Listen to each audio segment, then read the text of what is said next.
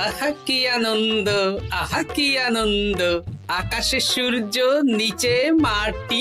আহা কি আনন্দ, আহা কি আনন্দ, আহা কি আনন্দ। আরে ও গোপাল দাদা, গোপাল দাদা, এই সকাল সকাল কি আবার পিছু ডাকলো? আরে আমি আমি তো আমি নামে কাউকে চিনি না। আরে তুমি একটু পেছন ফিরে তাকাও তো। আমি তো সামনে যাচ্ছি, পিছনে তাকাবো কেন? ঠিক আছে, তাহলে আমি তোমার সামনে আসছি। আরে দৌড়াচ্ছ কেন? আরে দাঁড়াও দাঁড়াও বলছি, দাঁড়াও, নইলে কিন্তু আমি মহারাজের কাছে যাব। হ্যাঁ, ও ভোলা তুমি? আরে আগে বলবে তো, আমি করছিলে কেন?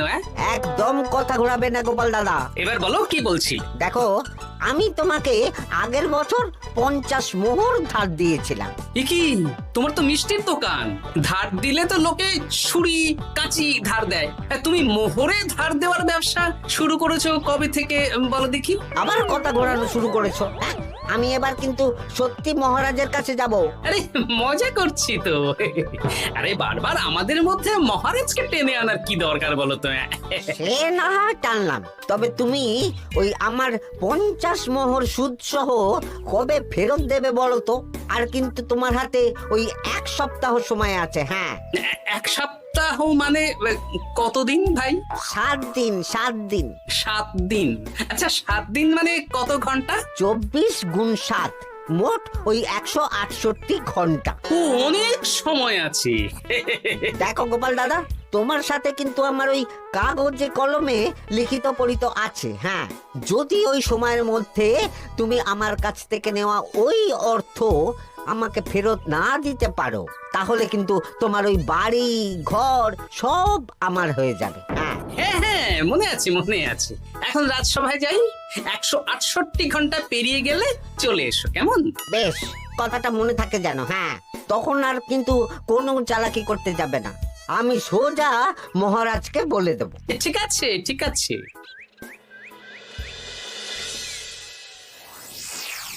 দেখুন মহারাজ, নিজের চোখেই দেখুন, সবাই হাজির, শুধু গোপাল ধা। সত্যি গোপাল ইদানিং আবার দেরি করে আসা শুরু করেছে। ওকে আচ্ছা করে ধোলাই দিন, তাহলেই চলে আসবে। কাজের কাজ তো কিছু করে না, শুধু বসে থাকে, তাতেও এই। যা বলেছেন মন্ত্রী মশাই। আমার মতে গোপালকে রাজসভাতেই বেঁধে রাখুন, তাহলে আর বাড়িতে যেতেও হবে না, আর দেরি করে আসবেও না। রোজ রোজ গোপাল করে রাজসভায় আসতে দেরি, তাই এবার তার পায়ে পড়াতে হবে বেড়ি। এই তো মহারাজ চলে এসেছি। আর বলবেন না, রাস্তায় ভোলা ময়রা চেপে ধরছিল। থাক, আর অজুহাত দিতে হবে না। নেহাত ভাগ্যের জোরে এই রাজসভার চাকরিটা পেয়েছিল। মহারাজ ভালো মানুষ, তাই তোমাকে পুষছেন। আচ্ছা আপনি কি বলতে চাইছেন কি? আমি বলতে চাইছি যে মহারাজ যদি তাড়িয়ে দেন, তাহলে তোমার কি কিছু করে খাওয়ার যোগ্যতা আছে গোপাল? আপনার নিজের যোগ্যতা আছে? আছে বলেই মুখ ফুলিয়ে বলছি।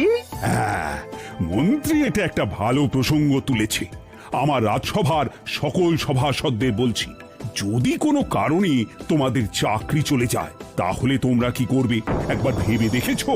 না মহারাজ, ভাবনাটা আমি সঠিক সময় কাজে লাগাই, ওই অকারণে ভেবে মাথা খারাপ করতে চাই না। আহা, রাজসভার চাকরিটা তো তোমাদের পেশা। এই পেশার বাইরে তোমরা কে কি করতে পারবে? দেখুন মহারাজ, আমি তো ভেবেই দেখেছি যে যদি রাজসভার চাকরি না থাকতো, তাহলে আমি ব্যবসা করতাম।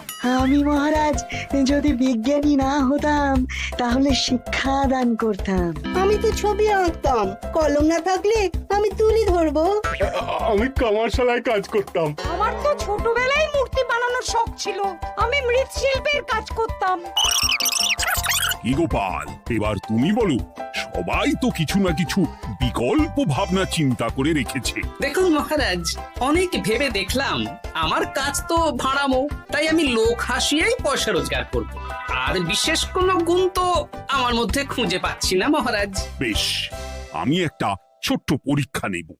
আজকের পর থেকে আগামী 7 দিন, আর এই 7 দিন তোমরা তোমাদের যা মন চায় সেটা করে রোজগার করবে। আমি তো খেতে ভালোবাসি। তাহলে খাবে। গোপাল হয় মুখ খুলে থাকে, নইলে চোখ বন্ধ করে। ও শুধু দুটো কাজই ভালো করতে পারে।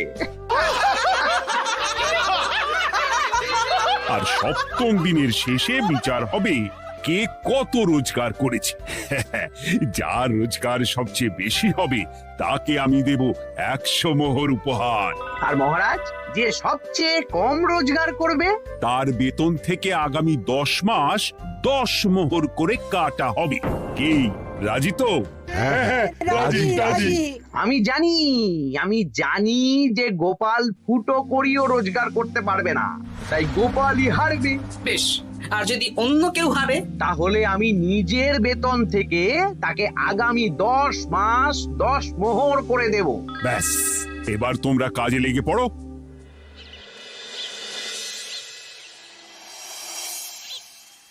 এ কি গিন্নি, আজকেও নিরামিষ?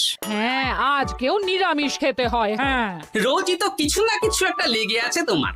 আমাদের পুরো শরীরটাই তো আমিষ। হ্যাঁ, তাহলে আমিষ খেতে বাধা কিসের বলো দেখি? বেশি তর্ক করতে হবে না বাপু, তা তোমাকে ডিম বানিয়ে দেবো। হ্যাঁ, না, আমি মানুষই ঠিক আছি গিন্নি। আরে তোমাকে ডিম বানাবো বলেছি নাকি? আমি বললাম তোমার জন্য ডিম বানিয়ে দেবো। জন্যটা তো বলনি তখন। আরে তাড়াতাড়ি দাও, তাড়াতাড়ি দাও। এখন কদিন শুধু খাবো আর ঘুমাবো, 7 দিন ছুটি। ছুটি মানে? সেসব পরে বলবো গিন্নি। যাও গিয়ে ডিম সেদ্ধ বসাও।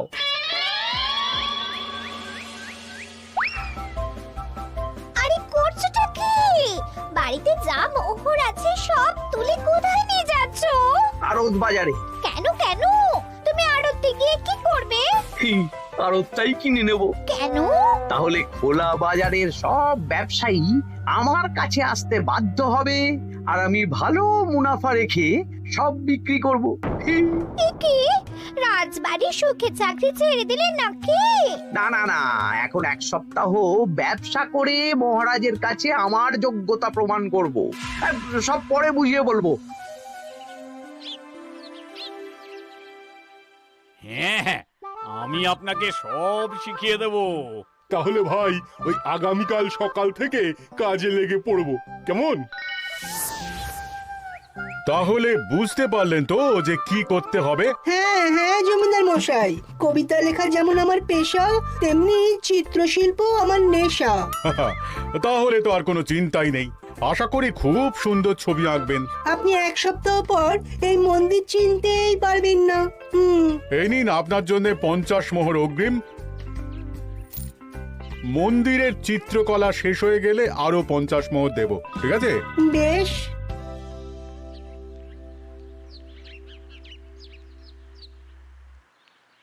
এই হাত চালা, হাত চালা।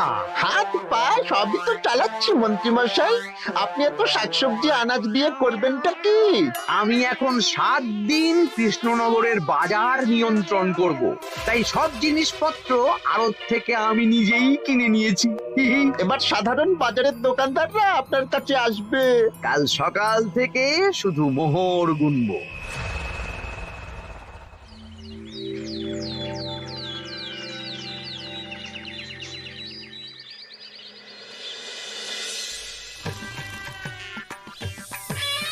আরে এত বেলা হয়ে গেল, আর কত পড়ে পড়ে তুমি ঘুমোবে? এত লম্বা ছুটি পেয়েছি, এখন তো বিশ্রাম নিতেই হবে গিন্নি। কিন্তু পুকুর ঘাটে গিয়ে তো আমি অন্য কথা শুনলাম। তুমি আবার কি শুনেছো? তোমাদের মহারাজ নাকি বলেছেন আগামী 1 সপ্তাহ তোমরা সকল সভাসদেরা ওই সকল সভাসদেরা নিজের ইচ্ছে মতো কাজ করে রোজগার করব। আমার কাজ তো ভাড়ামো করা, তাই ভাড়ামোর সুযোগ এলে সেটাই করব। কিন্তু যদি সুযোগ না আসে, তাছাড়া যার রোজগার সবচেয়ে কম হবে তার তো বেতন থেকে 100 মোহর কাটা হবে গো। এই খবরও পেয়ে গেছো? বাবা, পুকুর ঘাট না পরনিন্দা পরচর্চা কেন্দ্র? হ্যাঁ, ওসব বাজে কথা বাদ দিয়ে কোনো কাজ শুরু করো, কাজ শুরু করো। এরকম গা এলিয়ে শুয়ে থাকলে ভগবান এসে তোমাকে পয়সা দিয়ে যাবে না গো। গোপাল দাদা, ও গোপাল দাদা, বলছি গোপাল দাদা, কি খবর গো? এই তো গতকাল তোমার সাথে কথা হলো, আজ একেবারে বাড়িতেই চলে এসেছো। তোমার যা হালচাল তাতে তো মনে হচ্ছে ওই কদিন পরে বাড়িটা আমারই হবে। আর সেই আশাতেই বসে থাকো। এই ভোলাময়রা এসেছে কেন গো? এসব কি বলছে? মা ঠাকুরুন, আপনার কাছে আর কি লুকাবো? বহুদিন আগে গোপাল দাদা আমার কাছে 50 মোহর ধার নিয়েছিল। সেই ধারের থেকে 5 মোহরা এখনো আমাকে শোধ করেনি। সে কি? হ্যাঁ, শর্ত অনুযায়ী যদি গোপাল দাদা আগামী ওই 6 দিনের মধ্যে ধার না শোধ করতে পারে তাহলে এই বাড়ি আমার হয়ে যাবে। তুমি আমাকে এত বড় কথা লুকিয়ে রেখেছো? হ্যাঁ, না আমি বলবো বলবো করে বলা হয়ে ওঠেনি আর কি। এবার আপনি দেখুন গিন্নিমা কি করবেন। ভিটে মাটি ছেড়ে কোথায় গিয়ে উঠবেন দেখুন। কি গো, এতেও তোমার হুঁশ হয় না? হ্যাঁ? ধুর, এই অযথা চিন্তা করো না তো, কিছু না কিছু একটা হয়ে যাবে।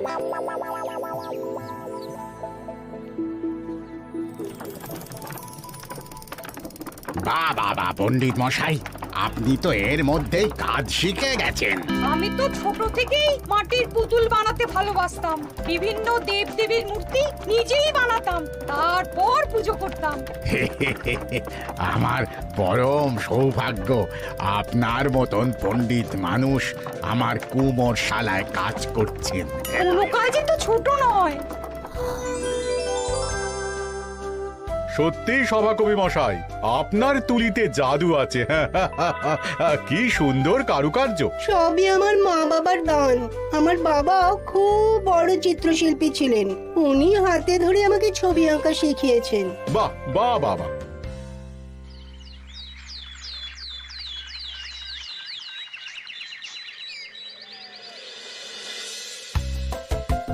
এই যে পুটি, আজকে তো একটা মজার জিনিস শেখাবো।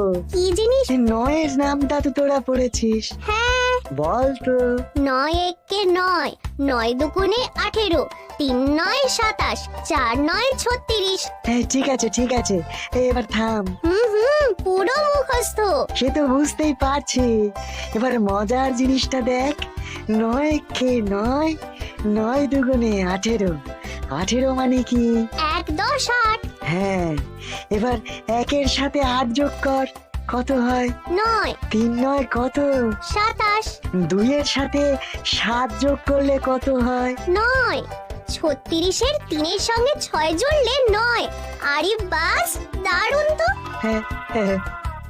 সত্যি বিজ্ঞানী মশাই, আপনি কি সুন্দরভাবে পড়া বোঝান। এটা তো আমার নেশা।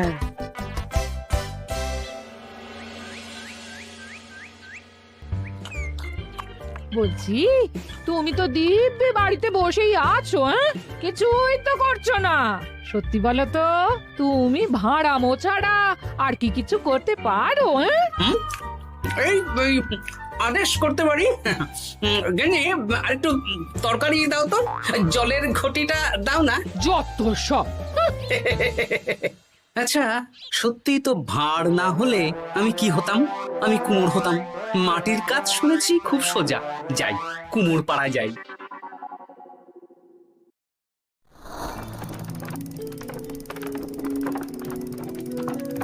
আমার কি সৌভাগ্য, রাজসভার দুজন সভাসদ আমার সঙ্গে কাজ করছে।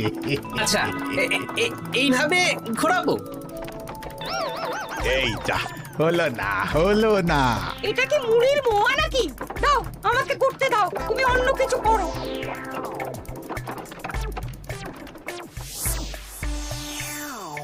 বলো গোপাল দাদা, কি দেবো? মুড়ির মোয়া, তিলের নাড়ু?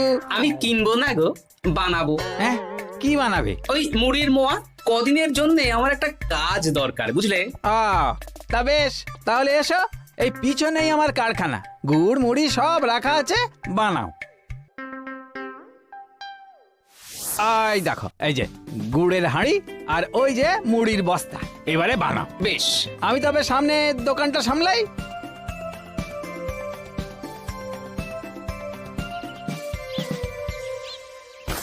কিসের আওয়াজ হলো? আরে আরে আরে, এ কি করলে গোপাল দাদা?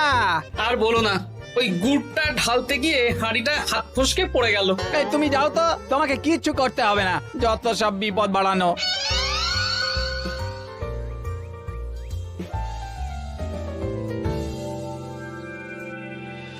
তোমার দ্বারা কিছুই হবে না। হ্যাঁ, সত্যি তো, আমার দ্বারা যে কিছুই হবে না গিন্নি। তাহলে তুমি করবেটা কি? এমন করে বলো না গিন্নি, সবারই খারাপ সময় যায়। আর খারাপ ভালো, যে সামান্য মুড়ির মোয়া বানাতে পারে না তার মুখে এসব মানায় না, মানায় না। এদিকে বাজারে সবজির দাম হু হু করে বেড়ে গেছে। তাই নাকি? বলি তুমি জানবে কি করে?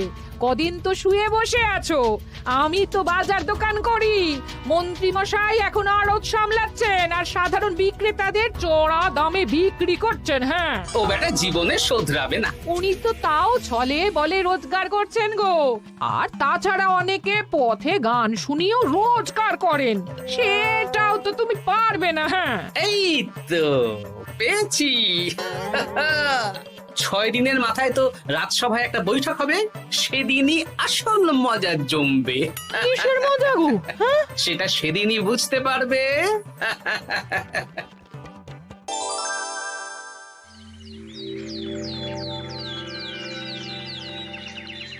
তারপর বলো, আজ তো ষষ্ঠ দিন, আজ অবধি তোমরা কে কত কত রোজগার করেছো? মহারাজ, আমি এখনো অবধি 200 মোহর। বাহ বাহ বাহ!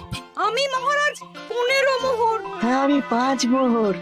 বিভিন্ন বাড়িতে বাচ্চাদের পড়াচ্ছি, শিক্ষাদান করছি দিনরাত। সেনাপতি, আমি 10 মোহর পেয়েছি, আরো পাবো। আমি 50 মোহর অগ্রিম পেয়েছি, আরো পাবো আগামীকাল। বাহ বাহ বাহ! সবাই তো ভালোই রোজগার করেছো। আর গোপাল, তুমি বলো। মহারাজ, আমি এখনো অবধি কোনো রোজগার শুরু করিনি। আমি আগেই বলেছিলাম গোপাল একটা কানা করিও রোজগার করতে পারবে না। আসলে মহারাজ, আমি আজ সকালেই আমার প্রতিভা খুঁজে পেলাম। তোমার আবার কি প্রতিভা? আমি ভালো গান গাইতে পারি মহারাজ। আমার ছোট্টবেলার ইচ্ছে ছিল আমি রুদ্ধদ্বার সভা করব, গান গাইবো, আর দর্শক বা শ্রোতারা আমার গান শুনে আমাকে পয়সা দেবে। বাহ বাহ বাহ! তা শোনালে না কেন? আমি চাই আপনারা সবাই আমার বাড়িতে আসুন, আমার গান শুনুন। এই না না না না না, তোমার গান শুনে অর্থ ব্যয় করতে পারবো না গোপাল। যদি শোনাতে হয় তো বিনামূল্যে শোনাও। তুমি ভেবেছো কায়দা করে গান শুনিয়ে রোজগার করবে? সেসব চালাকি কিন্তু চলবে না। না মহারাজ, আমার গান শুনতে আসার জন্য একটা কানা করিও খরচ করতে হবে না। আমি বিনা পারিশ্রমিকে গান শোনাবো। বেশ, তাহলে কবে শোনাবে বলো? এখনই চলুন, শুভস্য শীঘ্রম। আবার যেতে হবে কেন? এখনই শোনাও। আমার আবার নিজের বাড়ি ছাড়া প্রতিভা বিকশিত হয় না। বেশ তো, এই কদিন টানা কাজ করেছি, তোমার গান শুনে মনটা যদি ফুরফুরে হয়ে যায় ভালো তো। চলো গোপাল। আসুন আসুন, সবাই ভিতরে আসুন। আসন পাতা আছে, সবাই বসুন।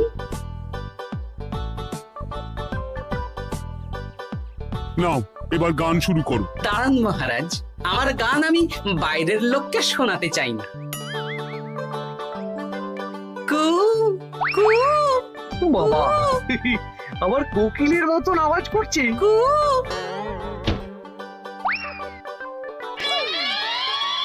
নাও নাও, শুরু করো।